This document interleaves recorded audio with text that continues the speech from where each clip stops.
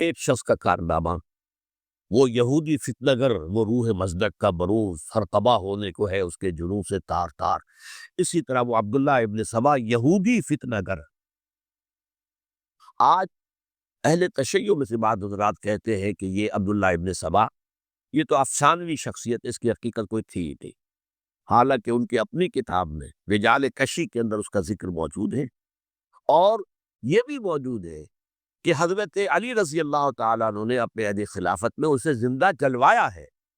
اس کی وجہ کیا تھی؟ یہ آیا مدینے کے اندر اسلام کا لبادہ اوڑھ کر، جس نے چند عقیدوں کی اشاعت شروع کی۔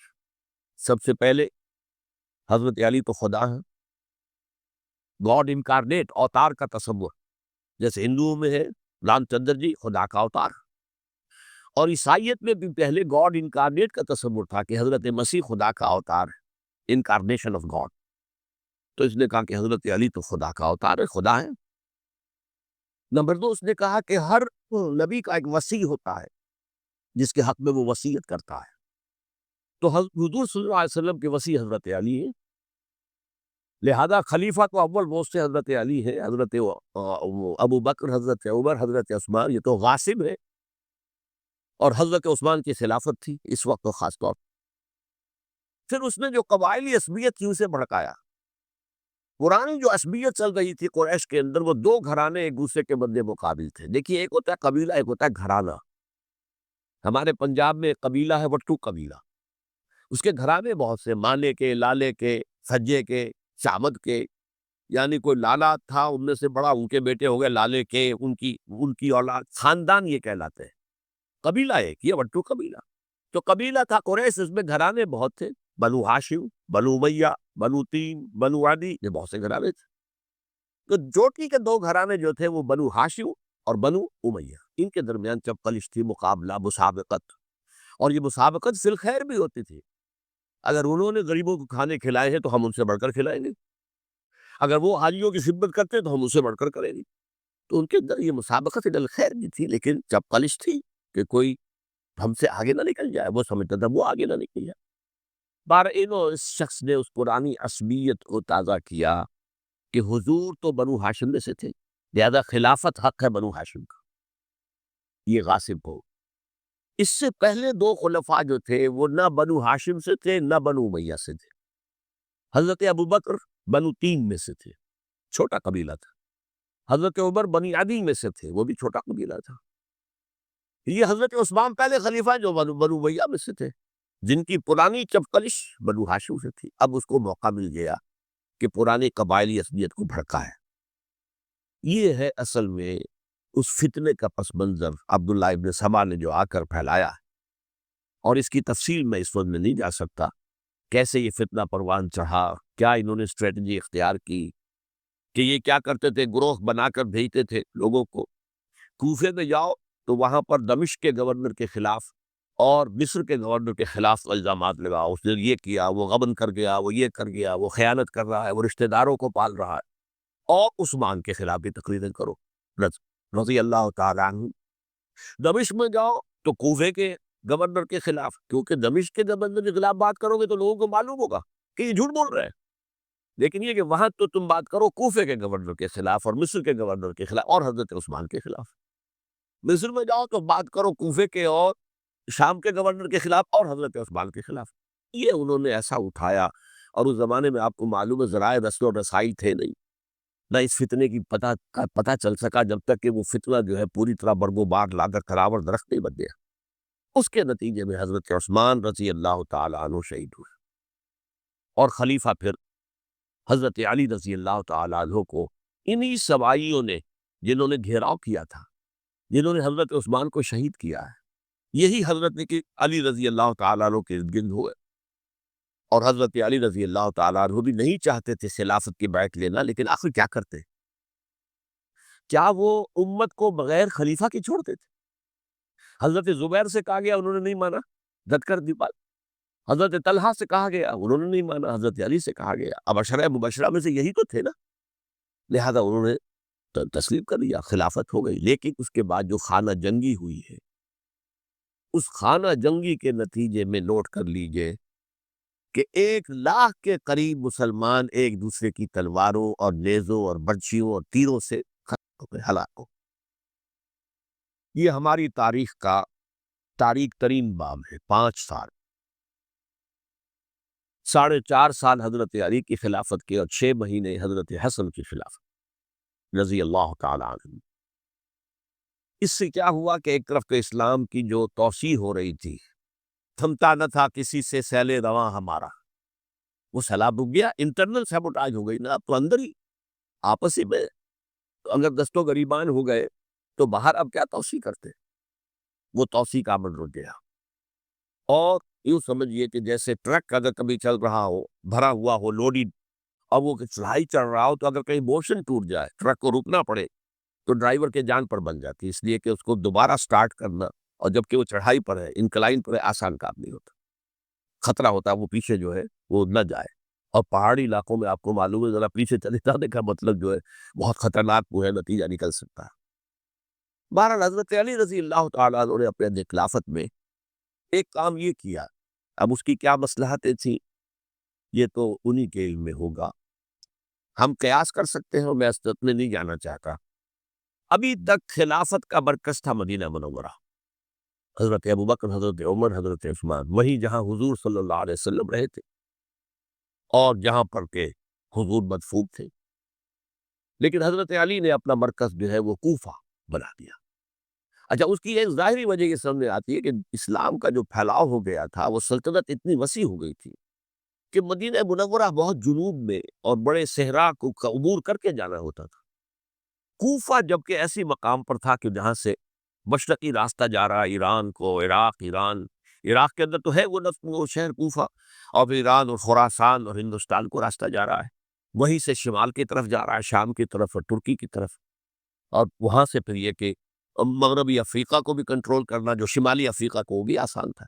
بہرحال حضرت علی نے کوفہ کو اپنا مرکز بنایا، اور نتیجہ یہ ہوا کہ سبائیوں کا بھی مرکز وہی بن گیا، چونکہ انہوں نے اپنے آپ کو گردا گرد رکھا حضرت علی کے رضی اللہ تعالیٰ۔ اب ظاہر بات ہے کسی پرٹیکولر پرسن کے خلاف تو کوئی مقدمہ موجود تھا نہیں، بلکہ جب جنگ جمل ہو رہی تھی، ابھی جنگ نہیں ہوئی تھی، حضرت عائشہ، حضرت طلحہ، حضرت زبیر وہ لے کر آئے تھے لشکر اس مطالبے کے لیے کہ حضرت عثمان کے قاتلوں کو سزا دی جائے، قصاص لیا جائے۔ حضرت علی رضی اللہ تعالیٰ عنہ سے گفت و شنید ہو رہی تھی، حضرت علی جو ہے اس پر آمادہ ہو گئے کہ ٹھیک ہے، میں جو بھی قاتلین عثمان ہیں ان کو گرفتار کر کے سزا دوں گا۔ میں اسی وقت کوفے کی مسجد کے اندر جو ہے 10,000 کا مجمع کھڑا ہو گیا، ہم سب قاتل عثمان، لو ہم سے بدلہ کہاں سے لوگ۔ اور انہوں نے کیا کیا، جاتے ہی جنگ چھیڑ دی، جب چھڑ جائے تو یا مرو یا مارو، اس کے علاوہ تو کوئی چارہ کہاں ہوتا ہی نہیں۔ ایک رات میں 10,000 مسلمان شہید ہوئے، جن میں 2 عشرہ مبشرہ میں سے حضرت زبیر اور حضرت طلحہ رضی اللہ تعالیٰ۔ تو یہ صورت تھی، سبائیوں نے گھیراؤ کیا حضرت علی کا رضی اللہ تعالیٰ۔ حضرت معاویہ دعوے دار نہیں تھے خلافت کے، قتل نہیں، ان کا صرف ایک دعویٰ تھا، اور وہ یہ تھا کہ عثمان کے قاتلوں کو گرفتار کرو، یا پھر سزا دو یا ہمارے حوالے کرو، ہم اس سے قصاص دیں گے۔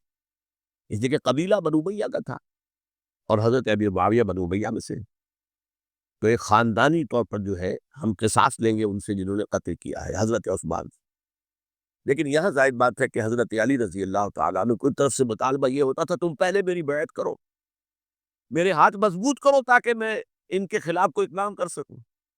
لیکن انہیں یہ اندازہ تھا کہ اگر میں نے بیعت کی تو ظاہر بات ہے کہ حضرت علی تک پہنچنے سے پہلے پہلے مجھے گردن اڑا دیں گے یہ لوگ، اس لیے کہ سبائی جو ہے وہ آپ کو گھیرے ہوئے۔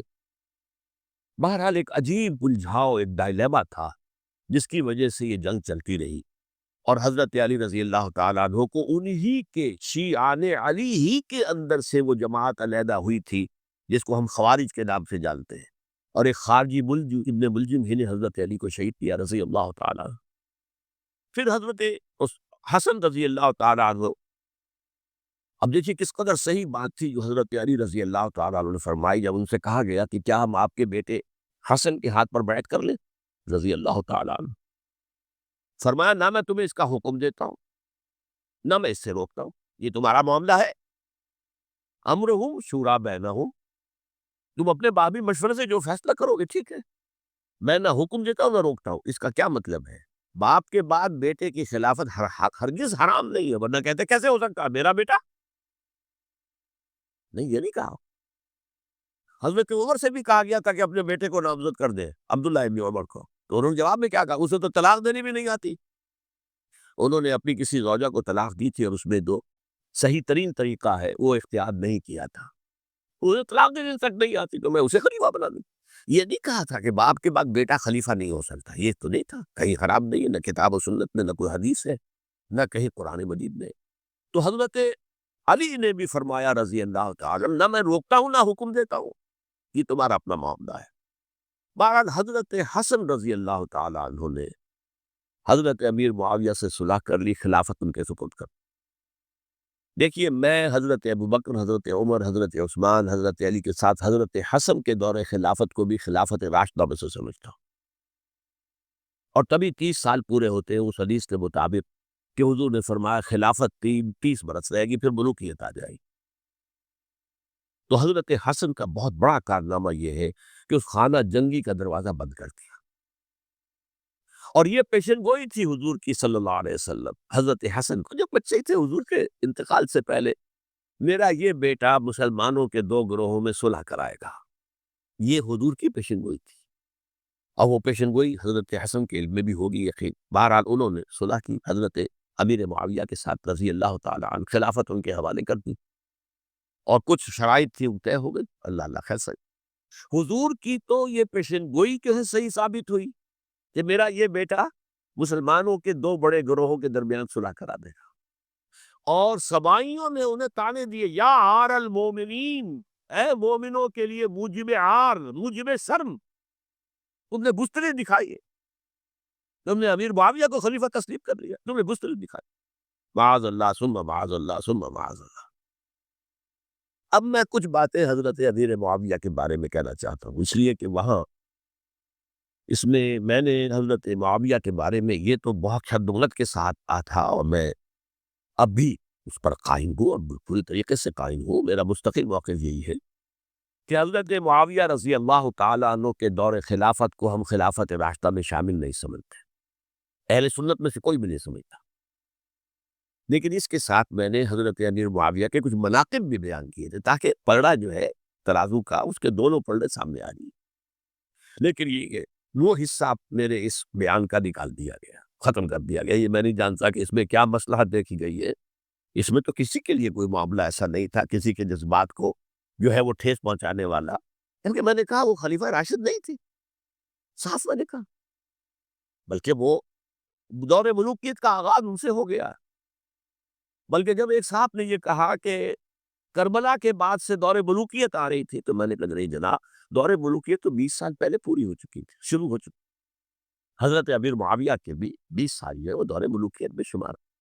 انہیں کسری العرب بھی کہا گیا، عرب کے کسریٰ جو شہنشاہ ایران کا خطاب تھا، حضرت معاویہ رضی اللہ تعالیٰ عنہ کو کسری العرب کہا گیا، عرب کا کسریٰ یہ. لیکن دوسری طرف یہ ہے کہ وہ صحابی رسول رضی اللہ تعالیٰ حضور کے برادر نسبتی بھی ہیں، حضور کے سالے ہیں. ان کی ہمشیرہ ام حبیبہ حضور کے زوجہ محترمہ ام المومنین ام حبیبہ رضی اللہ تعالیٰ. پھر کس قدر معتمد علیہ تھے حضور کے کہ کاتبان وحی میں شامل تھے. وحی کی کتابت کرنے والے چند لوگ تھے جنہیں کہ حضور کہتے تھے کہ اب یہ آیت لکھ لو. ان میں سے ایک امیر معاویہ بھی رضی اللہ تعالیٰ. تو بڑے توازن کی ضرورت ہے. دیکھیے صحابہ کرام کا جہاں تک تعلق ہے، اہل سنت کا موقف یہ ہے کہ صحابہ کلہم عدول، صحابہ سب کے سب نیک نیت تھے، اور ان کی روایت جو ہے قبول کی جائے گی، رد نہیں کی جائے گی، ان پر کوئی جرح و تعدیل نہیں ہوگی. اس لیے کہ ان کا تزکیہ محمد الرسول اللہ صلی اللہ علیہ وسلم نے کیا تھا. لہٰذا یہ تو ہو سکتا ہے کہ کسی صحابی سے کوئی خطا ہو جائے، لیکن وہ خطا اجتہادی ہوگی، نیت کی خطا نہیں ہوگی، نیت کی غلطی نہیں. اگر کسی صحابی کی نیت پر حملہ کیا جائے تو یہ اصل میں طعن ہے، حملہ ہے حضور پر کہ وہ تربیت دے نہیں سکے اپنے ساتھیوں کو. معاذ اللہ ثم معاذ اللہ ثم معاذ اللہ، وہ تزکیہ کر ہی نہیں سکے. 3 جگہ جو قرآن میں آیا یتلو علیہم آیاتہ ویزکیہم، تو کیا تزکیہ کیا؟ اگر ان کے قریب ترین ساتھی جو تھے، اگر ان کے اندر بھی بدنیتی تھی اور دنیا کی طلب تھی اور دنیا کے اندر اقتدار حاصل کرنے کا جذبہ تھا، تو پھر کیا کیا تذکیہ کیا، معاذ اللہ ثم معاذ اللہ۔ لہذا صحابہ سب کے سب عدول ہیں، اور ان سے اختلاف ممکن ہے، لیکن ان کی نیت پر حملہ نہیں ہو سکتا۔ تو حضرت امیر معاویہ کی شخصیت ایک چیز ہے، آپ کا دور خلافت دوسری چیز ہے۔ شخصیت کے اعتبار سے صحابی رسول ہے، برادر نسبتی ہے حضور کے صلی اللہ علیہ وسلم، اور پھر یہ کہ اس قدر معتمد علیہ ہے صحابہ میں سے کہ وہ کاتبان وحی، یہ عام آدمی کے کرنے کا کام نہیں تھا جو وحی کی کتابت کر اللہ کے کلام کی۔ البتہ یہ ہے کہ جیسا کہ میں نے عرض کیا، ان کا دور خلافت راشدہ نہیں ہے، وہ ملوکیت کا دور ہے۔ یہ میں نے عرض کیا، میں نے ایک صاحب نے جب یہ کہا کہ ملوکیت شروع ہو رہی تھی، میں نے کہا شروع نہیں ہو رہی تھی، ملوکیت تو 20 سال پہلے شروع ہو چکی تھی۔ اسی طریقے سے ایک صاحب نے کہا تھا کہ اسلام کو قائم کرنے کے لیے حضرت حسین میدان میں آئے، میں نے کہا یہ بھی غلط ہے، اسلام تو 60 سال پہلے قائم ہو چکا تھا۔ نبی اکرم صلی اللہ علیہ وسلم کے دست مبارک سے اسلام قائم ہو گیا، جعل حق و زحق الباطل ان الباطل کان زہوقا، پھر 30 برس تک وہ کامل شکل کے اندر قائم رہا۔ تو اسلام جو ہے وہ در حقیقت اب قائم کرنے والی بات نہیں تھی، البتہ اس کے اندر زوال شروع ہو گیا تھا۔ اس زوال کے عمل کو روکنے کے لیے حضرت حسین میدان میں آئے۔ یہ کوئی چیز کو صحیح تاریخی پرسپیکٹو میں رکھنا، تو جس طرح سے دین کو قائم کرنے کے لیے دیکھیے، قائم تو کیا محمد رسول اللہ صلی اللہ علیہ وسلم والذین معہ رضی اللہ تعالی عنہ، انہوں نے کیا تھا۔ ہاں اب جو ہے وہ اپنی اس شاندار حیثیت سے نیچے گرنے لگا تھا، وہ میں بعد میں عرض کروں گا کہ میں نے اسے کیا عرض کیا تھا کہ یہ اس زوال کو روکنے کے لیے کسی طریقے سے یہ اپنی اصل حقیقت میں قائم رہے، یہ حضرت حسین رضی اللہ تعالیٰ عنہ کی سعی تھی۔ اچھا، حضرت امیر معاویہ کے جو 20 سال ہیں وہ پورے امن، سکون، اطمینان، کوئی جھگڑا، کوئی فساد، کوئی اختلاف، کوئی باہمی خاندانی، کچھ 20 سال، یہ بھی تاریخ کی بڑی چشم کشا حقیقت ہے جو عام طور پر لوگوں کے علم میں نہیں ہے۔ سبائی بھی دب کے رہے، حضرت امیر معاویہ کی حکومت اتنی مضبوط تھی، کنٹرول، کہ ان کو کچھ سر اٹھانے کا موقع نہیں ملا۔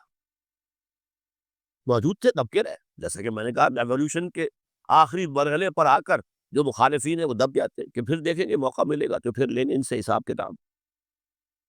20 سال رہے ہیں پورے امن کے، 10 سال کے بعد یعنی درمیان میں ہے حضرت امیر معاویہ کا عہد خلافت۔ ایک صحابی جو کہ بزرگ صحابہ میں سے ہے، مغیرہ ابن شعبہ رضی اللہ تعالی عنہ، وہ آتے ہیں، وہ کہتے ہیں کہ دیکھیے امیر المومنین، کتنی بڑی خانہ جنگی رہی تھی مسلمانوں کی آپس میں، اور اب بھی اگر آپ کسی کو نامزد کیے بغیر چھوڑ گئے امت کو تو پھر خانہ جنگی ہو جائے۔ 1 لاکھ اس وقت جو ہے وہ ہلاک ہوئے تھے، نہ معلوم اب کتنے ہلاک۔ لہذا آپ اپنی زندگی ہی میں نامزد کر دیجئے کسی کو خلیفہ، ولی عہد بنا دیجئے۔ حضرت امیر معاویہ نے ابتداً جو ہے انکار کیا نہیں، لیکن ان کے دلائل ایسے تھے وزنی، اور میں سمجھتا ہوں کہ وہ بات صحیح تھی جو مغیرہ ابن شعبہ نے کہی، اس لیے کہ اب صحابہ کرام میں سے جو کبار صحابہ تھے وہ تو سب دنیا سے رخصت ہو چکے تھے۔ اب تو یا صغار صحابہ رہ گئے تھے جو حضور کے زمانے میں بچے تھے، حضرت حسن، حضرت حسین، عبداللہ ابن زبیر، یہ بچے تھے، یا تو وہ تھے، اور یا بالکل نو مسلم تھے، اور نو مسلموں میں بڑی تعداد وہ تھی جو ایرانیوں کی تھی، شامیوں کی تھی، ادھر کی تھی، ادھر کی تھی، تو ان کو تو ظاہر بات ہے کہ تربیت نبوی سے کیا خلافت راشدہ سے بھی اکثر و بیشتر کو کوئی حصہ ملا ہی نہیں۔ تو اس صورت میں اب وہ اعلیٰ ترین معیار پر حکومت کے نظام کو قائم کرنا ممکن نہیں ہے۔ کوئی قبائلی عصبیت جب تک حکومت کی پشت پر نہیں ہوگی، حکومت مستحکم نہیں ہوگی۔ یہ گویا کہ ایک جس کو کہتے ہیں کہ حقیقت بینی، واقعیت پسندی، ایک آئیڈیالزم ہے اور ایک ریئلزم ہے کہ آپ فیکٹس آن دی گراؤنڈ کو غور کریں، سوچیں اس کے اوپر اور پھر کوئی فیصلہ کریں۔ اس اعتبار سے پھر حضرت امیر معاویہ نے بات مان لی اور بیعت لے لی لوگوں سے حضرت یزید کے لیے کہ یہ خلیفہ ہوں گے میرے بعد، اس کو ولی عہدی کہتے ہیں۔ اچھا، اس وقت 5 افراد ایسے تھے کہ جنہوں نے اس سے اختلاف کیا، یہ بات بہت اہم ہے۔ میرا کتابچہ ہے سانحہ کربلا، اس کے کچھ نسخے آج یہاں ہوں گے، آپ لوگ پڑھیے اسے غور سے اور پھیلائیے تاکہ حقیقت سامنے آئے۔ 5 افراد کون تھے جو ہونے چاہیے؟ ابو بکر فوت ہو گئے، ان کے بیٹے عبد الرحمن ابن ابی بکر، عمر فوت ہو گئے، ان کے بیٹے عبداللہ ابن عمر، عباس فوت ہو گئے، ان کے بیٹے عبداللہ ابن عباس، زبیر فوت ہو گئے، ان کے بیٹے عبداللہ ابن زبیر، اور حضرت حسن جو ہے ان کا انتقال ہو چکا تھا، حضرت علی کے بیٹے حضرت حسین رضی اللہ تعالیٰ عنہ مجمعین۔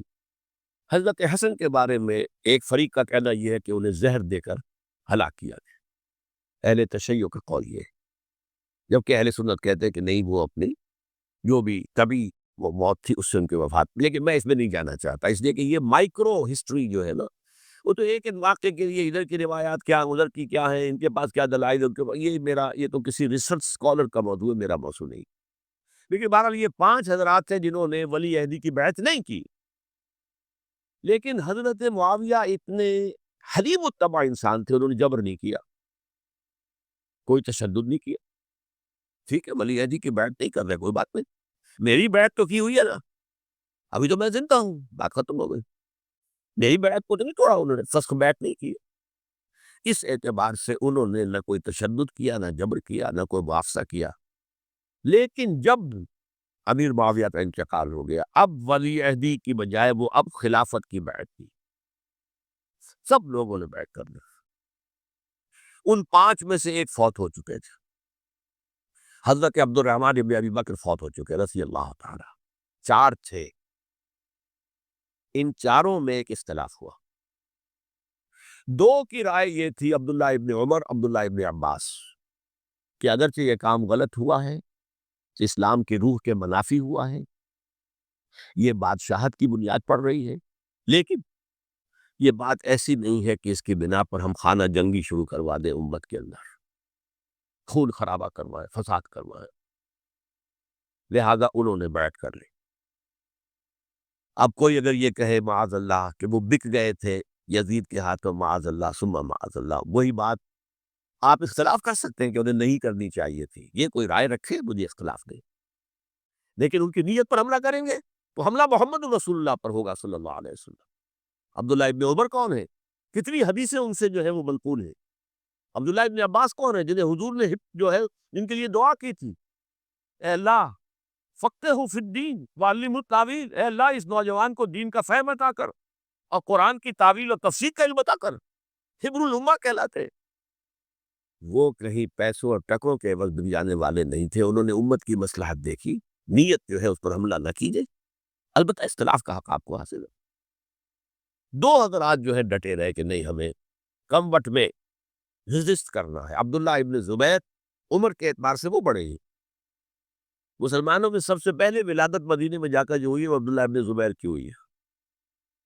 ہجرت کر کے جب مہاجرین وہاں پہنچے، کچھ عرصے تک کسی کے یہاں کوئی اولاد نہیں ہوئی، تو لوگوں نے تانے دینے شروع کر دیے کہ معلوم ہوتا ہے کہ یہاں آ کر یہ مکے کے رہنے والے جو ہے کمزور ہو گئے ہیں، ان کے یہاں اولاد ہی نہیں ہو رہی۔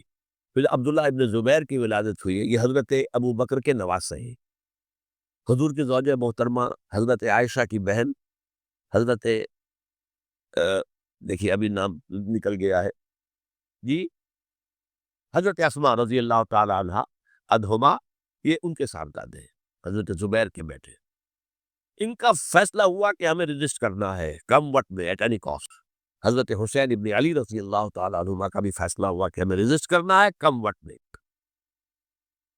البتہ ان میں بھی ایک اختلاف ہو گیا، یعنی یہ 2 تو جڑے رہے، ان 2 میں اختلاف ہو گیا۔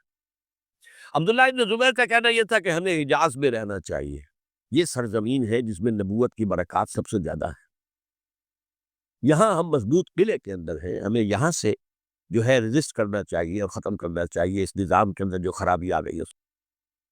حضرت حسین رضی اللہ تعالیٰ عنہ کے پاس خطوط کا تانکہ بنا ہوا تھا، کوفے سے لوگ خط لکھ رہے تھے، آئیے آئیے آئیے، ہم آپ کے ہاتھ پر بیعت کریں گے، ہم آپ کے ہاتھ پر بیعت کریں گے، ہم آپ کے ہاتھ پر بیعت کریں گے۔ یہی وہ کوفہ جو حضرت علی کا دارالخلافہ رہا تھا اور جو پھر سبائیت کا گڑھ بن گیا تھا۔ چنانچہ حضرت حسین نے حضرت مسلم بن عقیل کو بھیجا وہاں پر کہ میرے نمائندے کی حیثیت سے جا کر وہاں پر بیعت لو۔ 10-12 ہزار افراد نے بیعت کر لی، لیکن اس کے بعد یزید کی طرف سے گورنر بنا کے بھیجا گیا ابن زیاد کو۔ ابن زیاد نے آ کر جو تشدد کیا اور سختی کی تو سب کے سب بیعت توڑ کر اور سب منحرف ہو گئے. مخلصین تو وہ تھے نہیں. الکوفی لایوفی، کوفی جو ہے وہ تو کوئی وعدہ وفا کرنے والا ہوتا ہی نہیں. بیعت توڑ دی. فمن نقص فانما ينقص على نفسه. بیعت کے بعد بیعت توڑ دینا بہت بڑا گناہ ہے. توڑ دی. ادھر اطلاع مل گئی حضرت حسین کو، چل چکے تھے، وہ راستے میں تھے کہ وہاں تو مسلم بن عقیل شہید ہو گئے اور سب لوگوں نے بیعت توڑ دی. اب واپس جانا چاہتے تھے لیکن مسلم بن عقیل کے بیٹے جو ہے اڑ گئے. یہ عرب کی اپنی ایک جو ہے پرانی ان کی حمیت اور ان کا قبائلی نظام کہ اب ہم اپنے والد کے خون کا قصاص لیے بغیر نہیں جائیں. حضرت حسین رضی اللہ تعالیٰ عنہ کی مروت اور شرافت، یہ میرا ساتھ دینے کے لیے آئے تھے، اب میں ان کا ساتھ نہ دوں تو یہ تو شرافت اور مروت کے خلاف ہے. کہا اچھا چلو چلتے. وہاں جا کر بھی عین اپنے میدان کے اندر بھی حضرت حسین رضی اللہ تعالیٰ عنہ نے 3 چیزیں پیش کی ان کوفیوں کے لشکر کے خلاف. سب سے بڑا لشکر کے اندر سب سے بڑے تو کوفی تھے جنہوں نے بیعتیں کی ہوئی تھی حضرت حسین کے ساتھ. دیکھو مجھے جانے دو واپس حجاز کی طرف، یا مجھے سرحدوں پر بھیج دو تاکہ میں کافروں کے ساتھ جنگ کرتے ہوئے اپنی جان دے دوں، یا مجھے یزید کے پاس جانے دو، میں اپنا معاملہ اس سے طے کر لوں. لیکن کوفیوں کو یہ گوارا نہیں تھا. اگر یہ یزید کے پاس پہنچ گئے تو ہمارا کچا چھٹا تٹھا بیان کر دیں گے کہ مجھے تو ان لوگوں نے ورغلا کر بلایا تھا. اس لیے کہ دیکھیے حضرت امیر معاویہ کے 20 سالوں کے دوران میں بتا چکا ہوں ان کی حکومت اتنی مستحکم تھی کہ اس کے خلاف کوئی فتنہ اٹھانا ممکن نہیں تھا. اب چونکہ چینج اوور ہوا تھا، اور چینج اوور میں آپ کو معلوم ہوتا ہے کہ ایک جس کو کہتے ہیں every thing is in the melting پاٹ، ابھی تو یہ درمیان کے اندر معاملہ ہے، تو انہیں موقع ملا، سر اٹھایا حضرت حسین رضی اللہ تعالیٰ عنہ کو. جو خطوط لکھے جس کے کہ تھیلے کے تھیلے اور بوریوں کی بوریاں بھری ہوئی حضرت حسین کے ساتھ تھی، وہ کہا کہ آئیے ہم آپ سے بیعت کریں گے. انہوں نے نہیں مانا. اور اصل میں حضرت حسین کے قاتل وہ کوفی، وہ بزدل، وہ منافق جنہوں نے بیعت کر کے بیعت توڑی. اور اب وہ آ گئے کہ اگر یہ حسین رضی اللہ تعالیٰ عنہ بچ کر کہیں یزید کے پاس پہنچ گئے تو پھر ہمارا کچا چٹھا جو ہے وہ سامنے آ جائے گا اور ہماری پھر شامت آ جائے گی. لہذا انہوں نے قتل کیا حضرت حسین کو رضی اللہ تعالیٰ. ایک بات جو علامہ ڈاکٹر قلب صادق نے فرمائی، اور مجھے میرے علم میں یہ بات پہلے نہیں تھی، وہ یہ کہ حضرت حسین کے قتل کا فتویٰ ایک بہت بڑے مفتی نے لیا تھا. یہ بات بھی ذرا سمجھ لیجیے. حضرت حسین رضی اللہ تعالیٰ عنہ کے قتل کا فتویٰ ایک بہت بڑے مفتی نے دیا تھا. کیوں دیا تھا؟ اس لیے کہ حضور کی احادیث موجود ہیں کہ جب ایک شخص کی ایک خلیفہ کی بیعت ہو جائے تو دوسرا اگر کھڑا ہو تو اسے قتل کر دو. کھلی حدیث. اسی لیے ایک بہت بڑے مفسر بھی ہے، فقیہ بھی ہے، قاضی ابن العربی رحمۃ اللہ علیہ. ایک ابن عربی ہے الف لام کے بغیر، ابن عربی، وہ بہت بڑے صوفی ہیں، فلسفی ہیں، اندلس کے ہیں. یہ قاضی ابن العربی ہیں جنہوں نے قرآن کی ایک تفسیر لکھی ہے اس اعتبار سے کہ صرف ان آیات کی تفسیر جن سے کہ فقہی احکام جو ہے ان کا استنباط ہوتا ہے. یہ 2 تفسیریں اس طور سے لکھی گئی ہیں قرآن مجید کی. احکام القرآن ان کا نام ہے دونوں کا. جن میں سے ایک جو ہے قاضی ابن العربی کی ہے، ان کا ایک جملہ نقل ہوتا ہے، قتل الحسین بسیف جدہ. حسین قتل ہو گئے اپنے ہی نانا کی تلوار سے. وہ تلوار کیا تھی؟ جب کسی کی بیعت ہو چکی ہو پھر کوئی کھڑا ہو مدعی خلافت. میرے نزدیک حضرت حسین مدعی خلافت نہیں تھے. یہ بات اس وقت سامنے لوگوں کے نہیں آئی، بلکہ حکومت نے یہ باور کرا دیا کہ یہ تو باغی ہے، یہ مدعی ہے خلافت کے. انہوں نے تو دعویٰ نہیں کیا خلافت ہے، وہ تو صرف اس عمل کو روکنے کے لیے میدان میں آئے تھے.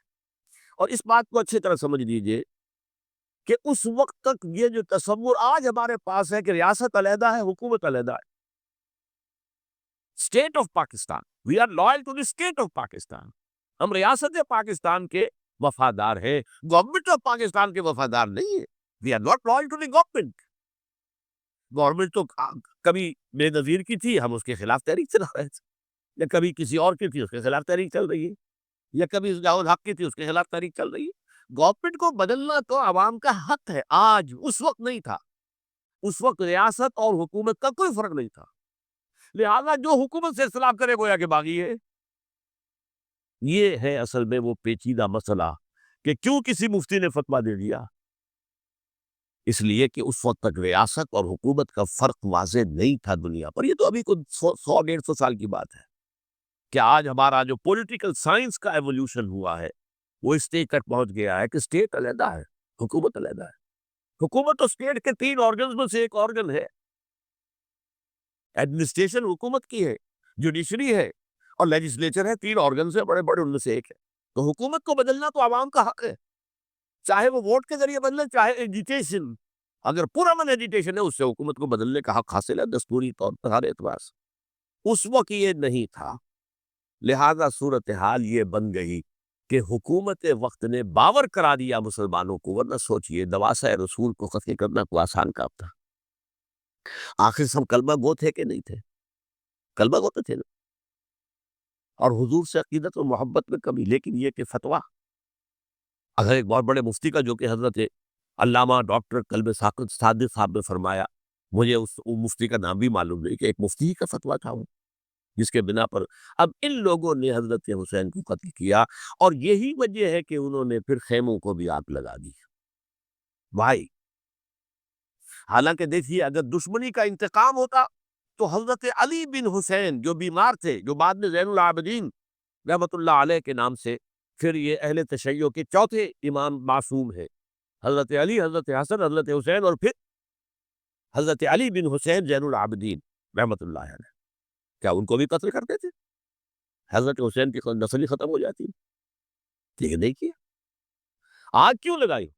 آگ اس لیے لگائی کہ وہ جو ڈاکومنٹری پروف ہے ہماری غداری کا، یزید کے خلاف حضرت حسین کو جو ہم نے دعوت دی، وہ جو ڈاکومنٹری پروف خطوط کی شکل میں موجود ہے، وہ ختم ہو جائے، ڈسٹرائے ہو جائے۔ اس کے لیے انہوں نے خیموں میں آگ لگائی۔ بہرحال یہ ہے تاریخی پس منظر، یہ اسی سبائی فتنے کا تسلسل ہے جس نے سب سے پہلے حضرت عثمان کی جان لی رضی اللہ تعالیٰ عنہ۔ 5 سال تک مسلمانوں میں خانہ جنگی رکھی، حضرت علی کو پھر شہید کیا، اور اس کے بعد جو ہے 20 سال حضرت امیر معاویہ کے تو سر نہیں اٹھا سکے، لیکن پھر جب ایک چینج اوور ہو رہا تھا تو اس وقت انہوں نے موقع غنیمت سمجھا کہ اب کھڑے ہو جاؤ، اور اب دوبارہ ایک فتنہ جو ہے اس کو امت کے اندر پیدا کر دو۔ اچھا، اس معاملے میں ایک بات جو میں نے وہاں کہی کہ ہمارے ہاں شاعرانہ جو مبالغہ آمیزی ہے، یہ میری گفتگو کا حصہ انہوں نے حذف کر دیا ہے۔ اور میں نے ایک سنی شاعر، بہت بڑے عالم، جن کے حوالے سے آج بھی میری تقریر ہوگی خالد دینا ہال میں، مولانا محمد علی جوہر کے ایک شعر کے حوالے سے کہا کہ قتل حسین اصل میں مرگ یزید ہے، اسلام زندہ ہوتا ہے ہر کربلا کے بعد۔ میں نے کہا بالکل محمل شعر ہے، اسلام مرا ہی نہیں تھا، زندہ ہونے کا کیا سوال؟ اور اگر کسی درجے میں مزمحل یا زخمی ہوا تھا تو وہ تو رہا، کربلا کے بعد بھی رہا، یزید کی حکومت بھی رہی، بنو امیہ کی حکومت بھی چلی، وہ تبدیلی تو نہیں آئی۔ یہ کیا کہہ رہے ہیں؟ اسلام زندہ ہوتا ہے کربلا کے بعد۔ میں نے کہا اسلام مرا نہیں تھا۔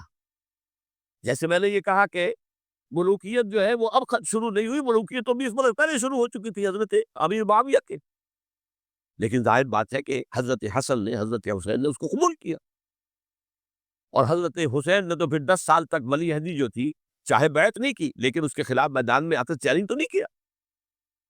اس اعتبار سے یہ معاملہ جو ہے اسلام زندہ ہوتا ہے کربلا کے بعد، یہ بے تکی بات ہے۔ ہاں، حضرت شاہ اسماعیل شہید رحمت اللہ علیہ کی اگر میں تشبیہ کو، تمثیل کو سامنے رکھوں تو اسلام کی عمارت 6 منزل ہے، 6ٹھی منزل ٹاپ کی وہ گر گئی، 5 منزلیں انٹیکٹ تھی، اسلام مرا نہیں تھا۔ عدالت میں شریعت کے مطابق فیصلے ہو رہے تھے، قاضی تھے، مفتی تھے، شریعت نافذ تھی، اسلام کیا مرا تھا؟ جبکہ خود کہہ رہے ہیں علامہ کلب صادق کے ایک مفتی کے فتوے سے ہی حضرت حسین کو قتل کیا گیا۔ اب وہ مفتی کی رائے، اس کی بدنیتی ہو، جو بھی ہو، وہ جانے، اللہ جانے، لیکن عام مسلمان کیا کرے؟ اس پہلو سے اسلام مرا نہیں تھا. ہاں ایک منزل گر گئی تھی، وہ گری نہیں، 1000 برس تک گری نہیں، یہاں تک کہ آ کر مغربی امپیریلزم نے اس کے گرایا، ملوکیت کا معاملہ ختم کیا، اور وہ جب ریجن ملوکیت دوسری آ گئی، ورنہ وہی سب بادشاہی چلی ہے. بلکہ دور بنو امیہ میں وہ بادشاہی پوری طرح اس نے بالوں پر نہیں نکالے تھے، اصل بالوں پر تو اس نے نکالے ہیں دور بنو عباس میں آ کر. اور پھر سلاطین جو ہے ترک، جو ترک خلفاء ہے، ان کا بھی بادشاہت تھی، اور کیا تھا، وہ خلافت تو نہیں تھی. تو یہ تو اسلام میں جو بھی نقص واقع ہو گیا تھا، کبھی واقع ہو گئی تھی، وہ جو کی تو برقرار رہی. اس کو بھی تسلیم کیا. میں اللہ کا شکر ادا کر کے کہتا کہ دونوں حضرات، دونوں شیعہ دانشور اور بڑی اعلیٰ سطح کے جو شیعہ عالم تھے، انہوں نے اس بات کو تسلیم کیا اور میری اس بات کو چیلنج نہیں کیا.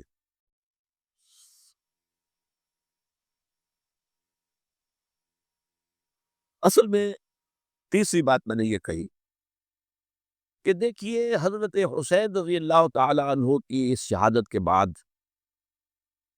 اس کے بعد واقعہ حرہ بھی ہوا، جو واقع کربلا سے بھی بعض اعتبارات سے زیادہ بھیانک اور زیادہ گھناؤنا واقعہ بنو امیہ کی تاریخ ہے، جس کو لوگ جانتے ہی نہیں.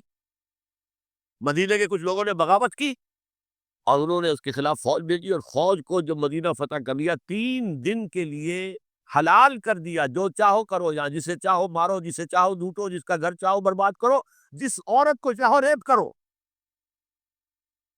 اور یہ مدینہ النبی کے اندر ہوا. تو کاٹ کھانے والی ملوکیت کے اندر بہت سے واقعات ہوئے. عبداللہ ابن زبیر کھڑے ہوئے، انہوں نے حکومت قائم کی تھی، لیکن یہ کہ وہ تو 6 سال کے لیے کامیاب بھی رہے، ایک حکومت قائم کی، بنو امیہ کے ہاتھ پر بیٹھ نہیں کی، بالآخر ان کی حکومت بھی ختم ہو گئی. پھر حضرت زید کھڑے ہوئے، انہوں نے بغاوت کی، وہ بھی ناکام رہ گئے. پھر بنو عباس میں کھڑے ہوئے حضرت نفس زکیہ، حضرت حسن رضی اللہ تعالیٰ عنہ کے اولاد میں سے، وہ بھی ناکام ہو گئے، شہید ہو گئے. پھر یہ سمجھ لیا گیا کہ اب یہ جہاں تک 6ٹھی منزل ہے، وہ تو دوبارہ تعمیر نہیں ہو سکتی. یہ تو جس کی لاٹھی اس کی بھینس، جس کے پاس طاقت ہوگی اس کی حکومت ہو، جس کا قبیلہ زیادہ قوی ہوگا، جس قبیلے میں زیادہ عصبیت ہوگی، مضبوط ہوگا، متحد ہوگا، طاقتور ہوگا، اسی کی حکومت ہوگی. البتہ اس کے نیچے لوگوں کے اخلاق کی اصلاح کرو. صوفیاء کرام نے وہ کام اپنے ذمے لیا، اور بالکل وہی کام ہے کہ جو ائمہ اہل بیت کرتے رہے. حضرت حسن کی اولاد میں پھر حضرت علی بن حسین رضی اللہ تعالی، حضرت حسین کی اولاد میں پھر امام محمد باقر، امام محمد جعفر صادق، اور اس کے بعد بھی 5 اور. کسی نے بغاوت کی. جیسے علماء کرام کام کر رہے تھے اور جیسے صوفیاء کرام کام کر رہے تھے، ایسے ہی وہ مسلمانوں کی علمی تربیت، روحانی تربیت و تزکیہ کر رہے ہیں. کسی نے حکومت کو چیلنج نہیں کی. نوٹ کر لیجیے اس بات. حضرت علی نے بھی چیلنج نہیں کیا تھا، حضرت حسن نے چیلنج نہیں کیا، خود صلح کر لی. تو ائمہ اہل بیت جو 12 یہ گنتے ہیں، جن میں سے آخری جو ہے حضرت مہدی کو تو ابھی ظاہر ہونا ہے، ان کے عقیدے کے مطابق وہ روح پوش ہیں، وہ ظاہر ہوں گے. لیکن 11 حضرات کے بارے میں یہ کہ حضرت حسین کے سوا کسی نے بھی چیلنج نہیں کیا مفت کے نظام. اور حضرت حسین نے بھی اس مغالطے پر کیا کہ کوفی ساتھ دیں گے، اور یہ موقع ہے کہ یہ جو 6ٹھی منزل اسلام کی گر گئی ہے، اسے دوبارہ تعمیر کر دیا جائے. انہوں نے خلافت کا دعویٰ نہیں کیا تھا، یہ انہیں عوام کو مغالطے میں مبتلا کیا گیا کہ یہ خلافت کا مدعی ہو کر سامنے آیا. جیسا کہ میں نے آپ سے کہا تھا، امیر معاویہ نے حضرت علی کے عہد خلافت میں کبھی خلافت کا دعویٰ نہیں کیا. مدعی خلافت نہیں تھے. وہ تو یہ کہتے تھے کہ قاتلان حسین جو ہے، قاتلان عثمان کو سزا دو، قصاص دو، بس. اسی طرح حضرت حسین نے بھی، اب دیکھیے اس ضمن میں اس میں کوئی شک نہیں ہے، حضرت حسین رضی اللہ تعالی عنہ کی جو شہادت ہوئی ہے، ان کے ساتھیوں کی، اعزاء و اقارب کی، تاریخ انسانی میں یہ عزم، ہمت، شجاعت، مثابرت، صبر، استقلال، استقامت، اس کی بہت روشن مثال ہے، بہت روشن مثال ہے، بہت روشن مثال. لیکن اس سے تاریخ کی رفتار پر کوئی اثر نہیں پڑا. وہ جو ملوکیت آ گئی تھی، وہ اور گہری سے گہری ہوتی چلی گئی. واقعہ کربلا کے بعد تو واقعہ ہررا ہوا میں نے گنوا دیا آپ کو، اس سے زیادہ تو میرے خیال میں کہ اور ہمارے لیے لائق شرم جو ہے کوئی واقعہ ہے ہی نہیں اس پہلو سے۔ لیکن حضرت حسین کا ایک، اب ان کو یہ کہ میں مطلب یہ کہ اگر میں ان کے ہاتھ پر بیعت کر لیتا ہوں جو کہ اس وقت سامنے موجود تھے کہ یزید کی بیعت تمہارے ہاتھ پر کرتا ہوں، تو گویا کہ اپنے آپ کو سرنڈر کر دیتے۔ وہی خطرہ جو امیر معاویہ کو تھا کہ مجھے وہ تو پہنچنے بھی نہیں دیں گے علی تک رضی اللہ تعالیٰ عنہ اور مجھے پہلے ہی شہید کر دیں گے، یہی خطرہ حسین کو تھا رضی اللہ تعالیٰ عنہ کہ مجھے یزید تک پہنچنے نہیں دیں گے، پہلے ہی قتل کر دیں۔ اور ویسے بھی یہ ایک شرافت، مروت اور حمیت اور غیرت اور عزت نفس کا تقاضا بھی تھا کہ بھائی معاملہ ہے یزید کا، میرا مجھے وہاں جانے تو اللہ اللہ کا رسول، یو کین اسکورٹ می، میرے دائیں بائیں چلو تاکہ میں کہیں اور بھاگ نہ جاؤں تمہارے خیال میں، مجھے وہاں پہنچا دو، میں وہاں پہ جا کے اس سے معاملہ کر لوں۔ لیکن انہوں نے قتل کیا، اصل قاتلان کوفی، وہی سبائی۔ البتہ یہ ہے کہ اس واقعے کی جو یادگار ہے اس میں کوئی شک نہیں ہے کہ اس نے مسلمانوں میں سے ایک گروہ کے دل میں قربانی اور شہادت کا جذبہ بہت پیدا کیا، اس میں کوئی شک نہیں۔ اور جس طریقے سے کہ عاشورہ محرم میں یاد منائی جاتی ہے، جس طریقے سے اس نے اہل تشیع کے اندر قربانی کا جذبہ بے انتہا پیدا کر دیا، اگرچہ وہ جذبہ بروئے کار نہیں آتا، اس لیے کہ ان کے ہاں یہ عقیدہ ہے، یہ طے ہے کہ جب تک حضرت مہدی ظاہر نہیں ہوں گے ہم کسی کے خلاف بغاوت نہیں کریں۔ یہ پوری تاریخ میں ان کا معاملہ رہا، تمام جو ہے ائمہ اہل بیت کا معاملہ رہا، جب تک مہدی نہیں آتے keep sitting and keep waiting, wait and see, that's all. یہ تو خمینی صاحب نے کیا ہے، آیت اللہ خمینی صاحب نے، کہ انہوں نے یہ ایران کے شیعوں کو باور کرایا کہ بھائی جب آئیں گے حضرت مہدی آ جائیں گے، لیکن ہم اب ہاتھ پر ہاتھ رکھ کر بیٹھے رہے، باطل کو چیلنج بھی نہ کریں، ہمیں کچھ تو کرنا چاہیے، وہ ہاتھ پاؤں ہلانے چاہیے، اور کچھ نہیں تو مہدی کا راستہ جو ہے صاف کرنا چاہیے، تمہید کرنی چاہیے، ان کے راستہ ہموار کیا جائے۔ تو یہ ان کی بڑی عظمت ہے آیت اللہ خمینی صاحب کی کہ اہل تشیع ایران کے جو ہے انہوں نے یہ بات منوا لی کہ ہم بالکل انرٹ نہیں بیٹھے رہیں گے، بلکہ اپنے نائب امام قرار دے کر اور ولایت فقیہ کے فلسفے کے حوالے سے، یہ دو چیزیں ان کی جو ہے بنیادی فلسفے کی ہیں، وہ اس وقت میرا موضوع نہیں ہے، انہوں نے عوام کو ایسا کھڑا کیا ہے کہ 20,000 سے لے کر 30,000 کے درمیان انسانوں نے جانیں دی، عورتوں کے جلوس نکلے، شیرخوار بچہ گود میں ہے عورت کے اور گولی کھا رہی ہے اور مر رہی ہے، گر رہی۔ آپ سوچئے زندگی کتنی عزیز ہوتی ہے، اور شیرخوار بچے کے لیے ماں کی جو زندگی ہے، اس ماں کو اپنی زندگی کتنی عزیز تر ہوگی کہ اپنے لیے نہیں تو اس بچے کے لیے مجھے جینا ہے، لیکن نہیں، گولیاں کھائی اور گری۔ یہ جذبہ انہی میں ہے۔ واقعہ یہ ہے کہ اہل سنت کے اندر یہ جذبہ نہ ہونے کے برابر ہے، یہ میں واشگاف الفاظ میں کہہ رہا ہوں۔ پورے عالم اسلام میں صرف شیعہ ایران ایسا نکلا ہے کہ جس نے بادشاہت کا خاتمہ کیا، باقی سعودی عرب میں بادشاہت بیٹھی ہوئی ہے، ڈٹ کر بیٹھی ہوئی، اربوں ڈالر کا ایک ایک محل بنتا ہے ان بادشاہوں کا، اور سنی سن ہے، سن کوئی حرکت نہیں۔ وہ تو اب جو حرکت ہو رہی ہے وہ اینٹی امریکن حرکت ہے جو ہو رہی ہے، در حقیقت وہ مسئلہ بالکل دوسرا ہے جو اس وقت ہو رہا ہے، لیکن یہ کہ عالم اسلام میں کوئی تحریک ایسے نہیں اٹھی، یہ اہل تشیع میں ہے جو بالکل استثنائی بات ہے کہ انہوں نے جو ہے ایک ایسا بادشاہ جس کو کہا جاتا تھا کہ اس کا جو اسلحہ خانہ ہے وہ ایشیا میں سب سے بڑا اسلحہ خانہ ہے، جو 2500 سالہ پرانی جو ایک عظمت تھی ایران کی، اس کو دوبارہ تازہ اور زندہ کرنا چاہتا تھا، 2500 سالہ برسی اس نے منائی تھی، اس کے لیے ایک شہر آباد کیا تھا کہ خسرو یا سائرس یا ذوالقرنین قرآن مجید کی اصطلاح میں اس کی یادگار بنائی تھی، اور وہ سوچ رہا تھا کہ وہی عظمت دوبارہ ایران کی ہوگی جو کہ خسرو کے زمانے میں تھی، جس کا قرآن مجید میں سورہ کاف کے اندر ذکر ہے، مشرقی فتوحات، مغربی فتوحات، شمالی فتوحات۔ تو وہ بادشاہ جو اس کو بھاگنا پڑا وہاں قربانی کی وجہ سے۔ تو یہ جو ہے واقعہ کربلا نے، اس میں کوئی شک نہیں ہے کہ ایک ایسی مشعل روشن کی ہے جس کو کہ ہر شخص کو دیکھنا چاہیے۔ یہ بھی انسان، جیسے کہ اقبال نے ایک شعر کہا تھا غالب کے لیے، فکر انسان پر تیری ہستی سے یہ روشن ہوا ہے، پرے مرغ تخیل کی رسائی طاق ہو جا، تو فکر انسان پر حضرت حسین کی قربانی سے یہ واضح ہوا ہے کہ انسان کس حد تک جا سکتا ہے قربانی دینے کے لیے اپنے کسی مقصد کی. مقصد ان کا جو تھا، میں نے اسی لیے آیت پڑھی تھی، معاذ اللہ ثم معاذ اللہ. میں ایک آخری بات جو کہہ رہا ہوں وہ نوٹ کر لیجئے. ایک خاص انتہائی نقطۂ نظر کے عام کیے جانے کی وجہ سے سنیوں میں بھی ایک انتہائی رد عمل پیدا ہوا ہے. Extreme rightist سنیز. اگر ایک طرف سے حملہ کیا گیا ہے حضرت عثمان کی نیت پر کہ اب ان کو خیانت کا الزام لگایا گیا، ان پر عقلبہ پروری کا الزام لگایا گیا، حضرت ابو موسیٰ شریف پر خیانت اور غداری کا الزام لگایا گیا، یہ ساری چیزیں اگر صحابہ کرام کے اوپر ہوئی، امیر معاویہ پر، امیر اور عمرو بن العاص پر، تو جواب میں کچھ لوگ کھڑے ہو گئے. حضرت علی وہ اقتدار کے طالب تھے، معاذ اللہ ثم معاذ اللہ ثم معاذ. یہ اہل سنت کا موقف نہیں ہے. حضرت حسین اقتدار کے طالب تھے، ہرگز نہیں، ہرگز نہیں، ہرگز. وہی اصول جو میں نے بتایا تھا سب کے لیے لاگو رہے گا. وہ امیر معاویہ کے لیے ہے تو حضرت علی کے لیے بھی ہے، حضرت حسین کے لیے بھی ہے. یہ نیک نیت ہے. آپ ان کی کسی رائے سے اختلاف کر سکتے ہیں لیکن ان کی نیت پر حملہ نہیں کریں گے. نیت پر حملہ کریں گے آپ کا ایمان بالرسالت جو ہے وہ مدعو ہو جاتا. یہ رسول کے ساتھ بھی ہے. رسول نے ان کا تزکیہ کیا، یتلو علیہم آیاتہ ویزکیہم، اس کا سارا عمل محمد کا کیا ہوا صلی اللہ علیہ وسلم.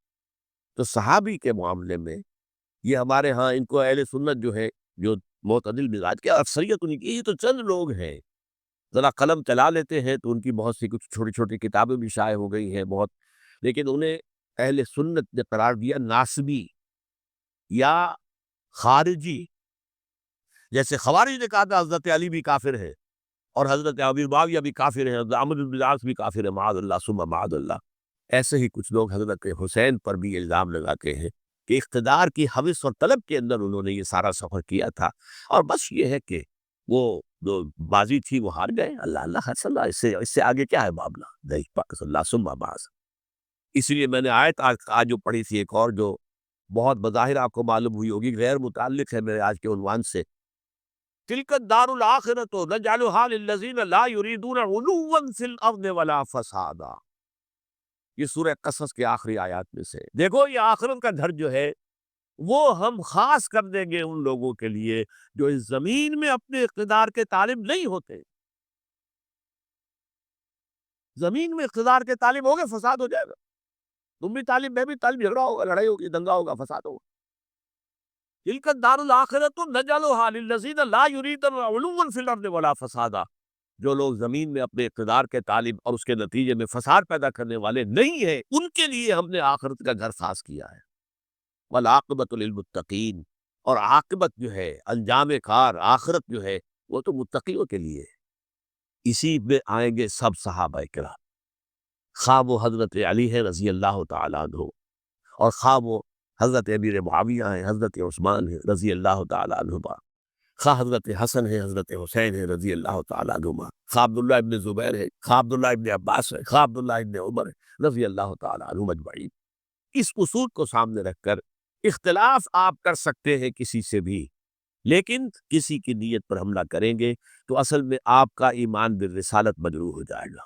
علی کو نبی اکرم صلی اللہ علیہ وسلم نے اپنا نائب بنا کر چھوڑا تھا جب غزوہ تبوک میں جا رہے تھے مدینے میں. حضرت علی نے کہا بھی کہ مجھے آپ عورتوں کے ساتھ بٹھا کے جا رہے ہیں. فرمایا تمہارا مقام میرے ساتھ وہی ہے جو موسیٰ کے ساتھ ہارون کا تھا. ہارون کو چھوڑ کر گئے تھے نا یہودیوں کے پاس جب گئے تھے تورات لینے کے لیے، تو تمہارا وہی مقام ہے میرے ساتھ. تو یہ حضرت علی ہے رضی اللہ، ان کے بارے میں میرا ان کی کیا عظمت میری نگاہ میں. تو یہ 3 کتابچے ہیں، مجھے نہیں معلوم تیسرا یہاں ہے یا نہیں ہے، بہرحال آپ لوگوں کو ریکمینڈ کر رہا ہوں کہ ان کا مطالعہ کریں. اب یہ کہ آخری بات یہ کہ اصل ہمارے کرنے کا کام کیا ہے. دیکھیے کیوں نہیں کیا کسی نے بھی خروج کا معاملہ میں واضح کر چکا ہوں، بغاوت نہیں کی. کیوں؟ ایک تو ریاست اور حکومت میں فرق نہیں تھا، ذرا کھڑا ہو اور وہ باغی قرار پائیں گے، واجب القتل ہو جائے گی، فتوے کی زد میں آ جائے، یہ معاملہ تھا. اور دوسرے یہ کہ عمارت پوری گری نہیں تھی، ایک منزل گری تھی نا. آج ہم کہاں کھڑے ہیں؟ پوری عمارت گری ہوئی ہے. نہ شرعی عدالتیں ہیں، نہ شرعی فیصلے ہیں، نہ احکام الہی نافذ ہے، نہ حدود اور قصاص کے معاملات ہے، کچھ بھی نہیں۔ ہمارا فرض کیا ہے؟ حضرت حسین کی مدح کرتے رہیے، تعریف کرتے رہیے، صحابہ کرام کی مدح کرتے رہیے، مدح صحابہ، اس کے لیے مجلسیں قائم ہو رہی۔ بھائی کر کیا رہے ہو؟ تھے تو آبا وہ تمہارے ہی، مگر تم کیا ہو؟ ہاتھ پر ہاتھ دھرے منتظر فردا ہو۔ تلک امت قد خلت لہا ما کسبت ولکم ما کسبتم۔ وہ تو ایک امت تھی جو چلی گئی، اللہ کے ہاں پہنچ گئے۔ جو کچھ انہوں نے کمایا وہ ان کے لیے، تمہارے لیے نہیں ہے۔ تمہارے لیے وہ ہوگا جو تم کماؤ۔ ہمارے لیے راستہ اب یہی ہے کہ خلافت راستہ کے مکمل نظام کو اثر نو قائم کرنے کے لیے منہج انقلاب نبوی کو اختیار کرے۔ میری کتاب اس پر، کیسٹس اس پر، آڈیو کیسٹس، ویڈیو کیسٹ، سی ڈیز، نہ معلوم ڈی وی ڈی، سب کچھ موجود۔ سیرت النبی پر تو میں عرض کر چکا ہوں، فلسفہ سیرت النبی سمجھنا ہے تو میری کتاب پڑھیے، ورنہ سیرت النبی آپ پڑھ لیں گے، واقعات معلوم ہو جائیں گے، فلسفہ سیرت سامنے نہیں آئے، اس کا آپ مطالعہ کریں گے میری کتاب سے۔ اور دوسرے یہ کہ یہ خلافت قائم کرنے کے لیے جو جد و جہد ہم کر رہے ہیں، تحریک خلافت پاکستان جس کا میں داعی ہوں ادنیٰ سا، وہ تنظیم نہیں ہے، میں اس کا امیر نہیں، وہ ایک تحریک ہے۔ جیسے تحریک پاکستان کہلاتی تھی، جس کی تنظیم تھی مسلم لیگ، پارٹی کا نام مسلم لیگ تھا، لیکن تحریک پاکستان۔ اس طرح تحریک خلافت پاکستان وہ ہم نے چلائی ہے تنظیم اسلامی کے تحت۔ یہ خلافت جب پہلی چلی تھی آج سے 84 سال قبل، نومبر 1921 میں خالد دینہ ہال میں وہ مقدمہ چلا تھا، جس کے نتیجے میں بڑے بڑے جو لیڈر تھے ہمارے، مولانا محمد علی جوہر اور مولانا حسین المدنی، مولانا ابوالکلام آزاد، ان سب کو 2 سال کی قید کی سزا سنائی گئی۔ بغاوت، مقدمہ بغاوت، یہ خالد دینہ ہال ہے۔ اسی میں سن 91 یا 92 میں میں نے 3 دن تقریریں کی تھی، جن میں آج سے پھر میں 3 تقریریں کرنے والا ہوں، ایک آج شام کو، ایک کل شام کو رات 9 بجے، آج بھی کل بھی، ایک پرسوں اتوار کی صبح کو 10 بجے ہے کہ 11 بجے۔ تو ان میں آپ حضرات شرکت فرمائیں، تاکہ اصل جو ہمارے کرنے کا کام ہے، تاریخ کو بھی سمجھنا چاہیے، تاریخ کے عوامل کیا ہیں، کیا پس پردہ عوامل کار فرما تھے، کیا کسی شے کی اصل حقیقت ہے، وہ سمجھنا چاہیے۔ لیکن یہ ہے کہ اس اعتبار سے میں نے جب یہ لفظ استعمال کیا تھا اس مذاکرے میں، لپ سروس، کہ یہ ہم صرف لپ سروس کرتے رہے، مدح بیان کرتے رہے، ملقبت بیان کرتے رہے، حضور کی نعتیں کہتے رہے، اس سے تو بات نہیں بنے گی جب تک کہ وہ فرض منصبی شہادت علی الناس کا جو ہمارے ذمے ہے بحیثیت امت محمد صلی اللہ علیہ وسلم، اس کو ادا نہ کرے۔ مجھے خوشی ہے کہ اس کی بھی تائید دونوں حضرات نے کی، ہاں یہ لپ سروس کا معاملہ ہے، اللہ تعالی حضرت حسین کے نقش قدم پر چلتے ہوئے، بلکہ اصل میں تو ہمارے لیے اسوہ رسول ہے محمد صلی اللہ علیہ وسلم، اس پر چلتے ہوئے ہم پاکستان میں اسلام کا نظام خلافت قائم کرنے کی جد و جہد کریں۔